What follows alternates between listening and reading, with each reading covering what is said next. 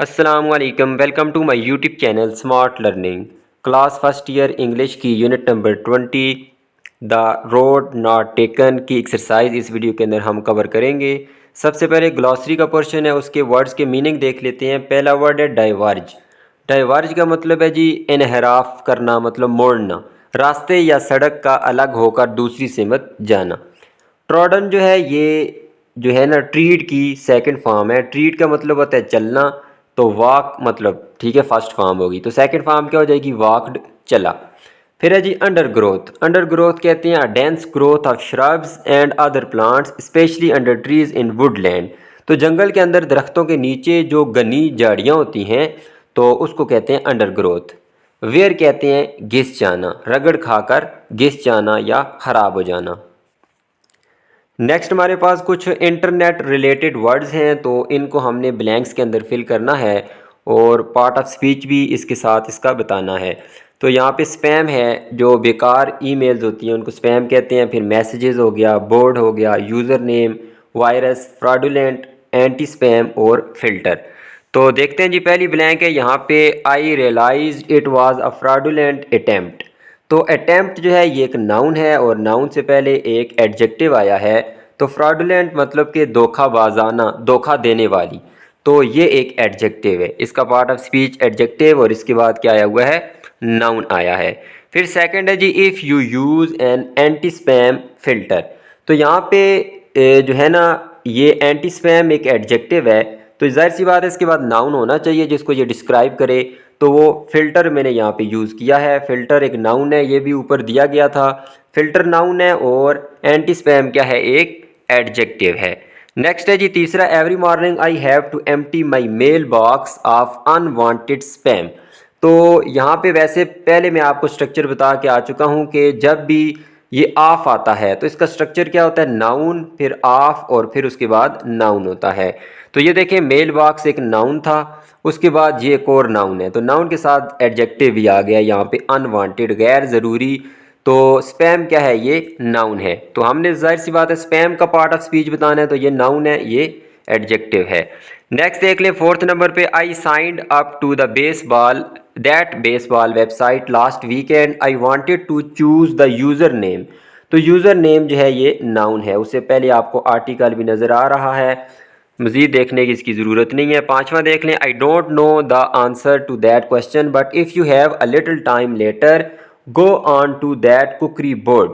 तो ये देख लें कुकरी एडजेक्टिव है और यहाँ पे बोर्ड किसका काम कर रहा है, नाउन का।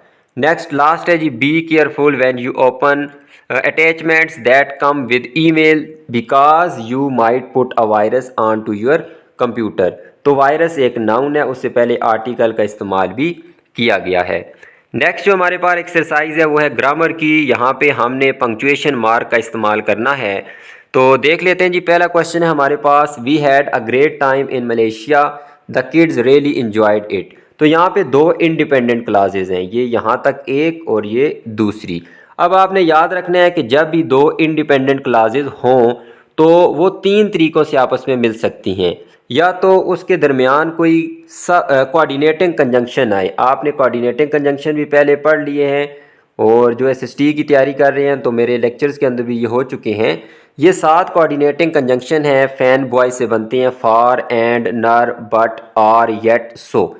तो दो इंडिपेंडेंट क्लासेस या तो इनके ज़रिए मिलेंगी और इनसे पहले कामा आएगा, ठीक है। कंजंक्शन तो यहाँ पे मौजूद ही नहीं है। तो अगर आप कंजंक्शन नहीं लगाना चाहते तो फिर भी दो तरीके हैं इनको आपस में मिलाने के। तो एक तो क्या है कि उसके दरमियान सेमी कालन लगा दें, ठीक है। ये यहाँ पे मैंने सेमी कालन का इस्तेमाल किया है, लेकिन 9th क्लास के अंदर भी आपने पढ़ा होगा या 10th क्लास में कि उसके दरमियान डैश भी आ सकती है। तो ये एक इंडिपेंडेंट क्लास है और ये दूसरी इंडिपेंडेंट क्लास है। इंडिपेंडेंट क्लास क्या होती है कि ऐसी क्लास जिसमें सब्जेक्ट और वर्ब मौजूद हों और उसका कंप्लीट मीनिंग हो। तो इसको हमने मिला दिया है सेमी कालन से, ठीक है। और यहाँ पे लास्ट में क्या आ जाएगा, फुल स्टॉप आ जाएगा, क्योंकि यहाँ पे सेंटेंस ख़त्म हो चुका है। और ये भी याद रखना है कि जब दो इंडिपेंडेंट क्लासेज आपस में मिलती हैं तो वो सेंटेंस कौन सा होता है, उस सेंटेंस को हम कहते हैं कंपाउंड सेंटेंस। दूसरा देख लें जी, some people work best in the mornings others do better in the evening. तो ये एक इंडिपेंडेंट क्लास है, ये दूसरी इंडिपेंडेंट क्लास है। सेम ऊपर वाला यहाँ पे भी हम अप्लाई करेंगे, सेमी कॉलन का इस्तेमाल करेंगे दो इंडिपेंडेंट क्लासेस को मिलाने के लिए। नेक्स्ट है जी, what are you doing next weekend. तो ये एक इंटरॉगेटिव सेंटेंस है। इंटरॉगेटिव सेंटेंस के आखिर में क्वेश्चन मार्क का हम इस्तेमाल करेंगे। तो ये मैंने यहाँ पे स्ट्रक्चर भी आपको बता दिया कि इंडिपेंडेंट क्लास के बाद अगर कामा आए और फिर कोऑर्डिनेटिंग कंजंक्शन आए, ये फैन बॉयज़ जो 7 कंजंक्शन होते हैं, फिर इंडिपेंडेंट क्लास आए, तो ये कंपाउंड सेंटेंस बनता है। अगर आप कंजंक्शन नहीं इस्तेमाल करना चाहते तो दरमियान में क्या लगा दें, सेमी कॉलन लगा दें। फिर चौथा है जी, mother had to go into hospital. ये भी सेम उसी तरह, पहली इंडिपेंडेंट क्लास दूसरी इंडिपेंडेंट क्लास, क्योंकि इसका भी कंप्लीट मीनिंग है, ठीक है, इसका भी कंप्लीट मीनिंग है दोनों का। तो इनको हम किससे इस्तेमाल मिलाएंगे आपस में, सेमी कॉलन से, और लास्ट में क्या आएगा, पीरियड आएगा, जिसको फुल स्टॉप कहा जाता है। फिर हमारे पास पांचवा है, did you understand why I was upset. तो ये क्वेश्चन मार्क का इस्तेमाल करेंगे क्योंकि ये भी एक इंटरॉगेटिव सेंटेंस है। छठा है, it is a fine idea let us hope that it is going to work. तो ये एक इंडिपेंडेंट क्लास, ये दूसरी इंडिपेंडेंट क्लास, तो इनको हमने मिला दिया है सेमी कॉलन से। वही जिस तरह पीछे हम देख के आए हैं, 3-4 मरतबा ये इस्तेमाल हो चुका है, और आखिर में पीरियड लगा दें, फुल स्टॉप। सातवें, we will be arriving on Monday morning at least I think so. तो यहाँ पे हमने शॉर्ट सा ब्रेक लिया है, तो यहाँ पे कामा का इस्तेमाल करेंगे और आखिर में क्या आ जाएगा, फुल स्टॉप। आठवें जी, a text book can be a wall between teacher and class. तो यहाँ पे और कुछ नहीं इस्तेमाल करना, लास्ट में फुल स्टॉप लगा दें। फिर यहाँ पे देखें, दी गर्ल्स फादर। तो ये गर्ल्स फादर का मतलब यहाँ पे क्या है कि लड़की का वालिद। तो लड़की का वालिद, तो का की के को शो करने के लिए एपोस्ट्रॉफी का इस्तेमाल किया जाता है। तो ये देखें, आप इस तरह लगा देंगे, गर्ल के आगे ऊपर एपोस्ट्रॉफी लगाएंगे और उसके बाद एस लगाएंगे, लड़की का वालिद सैट इन अ कॉर्नर, और आखिर में फुल स्टॉप। फिर 10वां है, in the words of Murphy's law. तो पहले तो मर्फी का लॉ है, तो मर्फी ये इसका नाम है और उसके ऊपर एपोस्ट्रॉफी लगाएंगे और आगे एस लगाएंगे, मर्फी के कानून के अल्फाज में, मतलब उसके मुताबिक। फिर यहाँ पे आप क्या इस्तेमाल करेंगे, कॉलन जो है वो भी इस्तेमाल कर सकते हैं, कामा भी इस्तेमाल कर सकते हैं। तो कॉलन जो है वो ज़्यादा बेहतर है, कॉलन लगाएं, और उसके बाद कोटेशन मार्क्स लगाने हैं। कोटेशन मार्क्स जिनको वावेन कहते हैं, ये कब लगाए जाते हैं, जब हम किसी की बात कोट करते हैं, किसी ने कोई बात कही होती है और वो हम हू बहू लिख देते हैं। तो ये देखें, कोटेशन मार्क के अंदर शुरू से लेके आखिर तक। और याद रखना है कि ये जो क्वेश्चन मार्क, ये फुल स्टॉप जो होते हैं, ये कोटेशन मार्क के अंदर आने चाहिए, बाहर आप इस्तेमाल नहीं करेंगे। फिर उसके बाद 20 का पोर्शन है, इसके अंदर भी पंक्चुएशन मार्क का इस्तेमाल करना है। तो पहला क्वेश्चन है यहाँ पे जी, the man in question Abrar Nizam and Iftikhar deserve awards. तो यहाँ पे देखें, इनके मतलब बात हुई है, द मैन इन क्वेश्चन, तो इन आदमियों के बारे में यहाँ डिटेल भी दे दी गई है, इसको एम्फसाइज करने के लिए, ठीक है, इसके ऊपर ज़्यादा जोर देने के लिए इनका इजाफा किया गया है। तो जब हम एम्फेसिस के लिए इस्तेमाल करते हैं, किसी चीज़ के ऊपर जोर देने के लिए या अहमियत पैदा करने के लिए, तो जो एक्स्ट्रा इन्फॉर्मेशन होती है हमारे पास, ये एक्स्ट्रा इन्फॉर्मेशन थी, तो इसको डैश से शुरू भी करते हैं और डैश से एंड भी करते हैं। इसी तरह देख ले, क्वेश्चन यहाँ पे भी है इसी के मतलब चौथा। तो जज Corswell later to be nominated for Supreme Court. तो ये देखें, ये इंफॉर्मेशन इसके एम्फेसिस के लिए इस्तेमाल की गई है, ये जज जो बाद में नॉमिनेट होने वाला है सुप्रीम कोर्ट के लिए, तो ये उसकी एक्स्ट्रा इन्फॉर्मेशन थी, लेकिन यहाँ पे इसकी एम्फेसिस के लिए इस्तेमाल हुई है, इसके अंदर इस जोर पैदा करने के लिए। तो इसको आप डैश से शुरू भी करेंगे और डैश से ख़त्म भी करेंगे। फिर दूसरा क्वेश्चन देख लें, several countries participated in the airlift Italy Belgium France. तो जब भी आप लिस्ट का आगाज़ करेंगे तो लिस्ट का आगाज़ कॉलन से करेंगे, ठीक है। ये देखें, कॉलन लगाए, सेमी कॉलन क्या होता है, एक डॉट होता है और नीचे कामा होता है, जबकि कॉलन क्या होता है, दोनों डॉट्स होते हैं। ये देखें, आपको नज़र भी आ रहे हैं। तो ये लिस्ट का यहाँ से आगाज़ हो रहा है, तो यहाँ पे आपने कॉलन लगा दिया। फिर जो लिस्ट होती है उसको कामा से अलहदा करती हैं, इटली कामा, बेल्जियम कामा, फ्रांस। अच्छा, वैसे आम तौर पे जब एंड लगाती हैं तो एंड से पहले कामा नहीं लगाते, ठीक है, लेकिन ये जो कामा अगर एंड से पहले लग जाए तो इसको ऑक्सफोर्ड कामा कहते हैं। आजकल की इंग्लिश में ये इस्तेमाल हो रहा है। वैसे आपने भी पढ़ा होगा कि एंड से पहले कामा का इस्तेमाल नहीं किया जाता, लेकिन अगर हो तो वो भी गलत नहीं है। तीसरा देख लें जी, there is no room for error said the engineer. तो इंजीनियर ने ये बात कही है, तो इंजीनियर की जो बात है उसको हमने कोट किया है कोटेशन मार्क्स के अंदर, और ये बात भी उसने कही है और ये वाली बात भी इंजीनियर ने बोली है।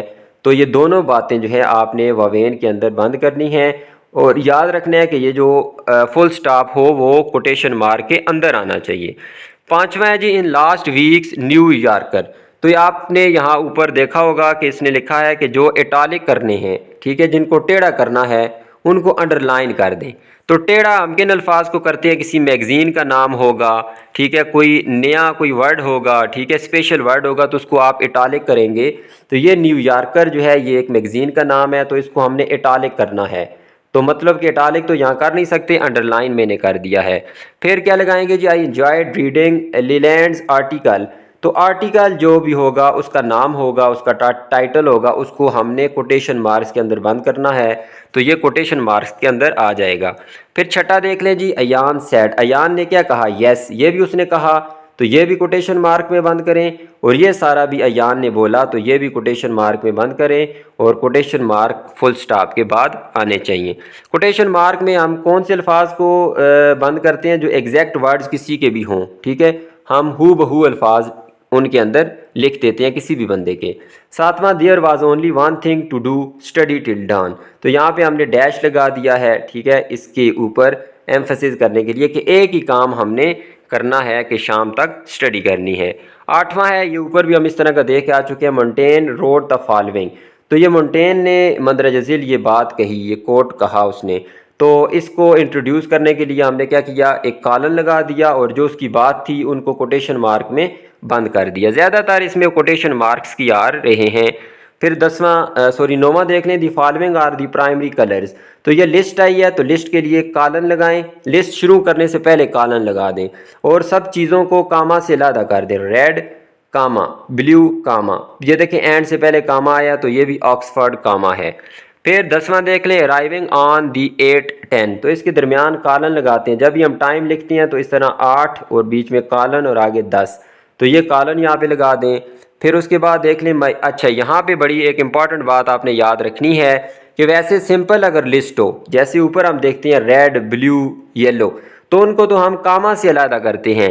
लेकिन अगर कोई कम्प्लेक्स लिस्ट हो, जैसे कि ये कम्प्लेक्स लिस्ट है, हुमैरा माई ओल्ड रूममेट, ये एक लड़की हो गई, हर हस्बैंड ये दूसरा बंदा हो गया, एंड मुस्तफ़ा देयर सन ये तीसरा हो गया। ये कम्प्लेक्स किस तरह है, ये देखें नाम भी लिखा हुआ है और साथ उनके मतलब कोई इन्फॉर्मेशन भी है।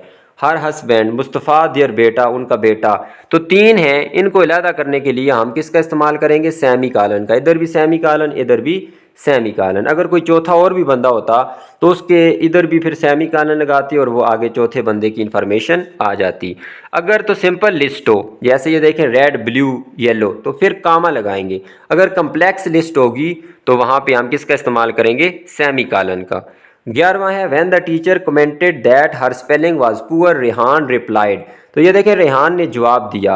आगे ये जितनी भी बात है ये रेहान की बात है, तो इसको हमने कोटेशन मार्क में बंद कर दिया और इससे पहले कामा लगाएंगे और आल का ए कैपिटल कर दें आप और कोटेशन मार्क में इसको बंद करके इसकी बात यहाँ तक है। तो क्वेश्चन मार्क जो है वो कोटेशन मार्क के अंदर आना चाहिए। 12वां देख लें, he use the phrase you know. तो ये फ्रेज़ जो है इसको हम कोटेशन मार्क में बंद करेंगे क्योंकि ये फ्रेज़ वो बार बार उसने इस्तेमाल की। यू नो, एक बंदे की आदत होती है ना, कहता है कि तुम्हें पता है, तुम्हें पता है, तुम जानती हो, तुम जानती हो, इस तरह कि इतना ज़्यादा उसने इसको इस्तेमाल किया। आई फाइनली सैड, आखिरकार मैंने कहा, नो आई डोंट नो, नहीं मैं नहीं जानता, मतलब तंग आके। तो ये देखें ये भी उसकी बात है अगले बंदे की, मैंने कहा। तो मैंने कहा ये कोटेशन मार्क में बंद करेंगे, उससे पहले कामा का इस्तेमाल करेंगे। और ये जो वो फ्रेज़ बार बार इस्तेमाल कर रहा था उसको भी आपने कोटेशन मार्क में बंद करना है। 13वां है, automobile dealer handled 3 makes of cars. तो ये लिस्ट आ गई है, उन मेक्स की लिस्ट आ गई है कार के जो बनाने वाले हैं। तो उससे पहले कॉलन लगाएंगे और उनके दरमियान कामा लगाएंगे लिस्ट को अलहदा करने के लिए। और ये चूंकि सिंपल लिस्ट है तो कामा लगाया। ऊपर हमने पढ़ा था कम्प्लेक्स लिस्ट होगी तो सेमी कॉलन का इस्तेमाल करेंगे। 14वां जी, the Abbas said he would arrive on the 9-19। तो टाइम के लिए कॉलन, इधर भी टाइम के लिए कॉलन का इस्तेमाल करेंगे।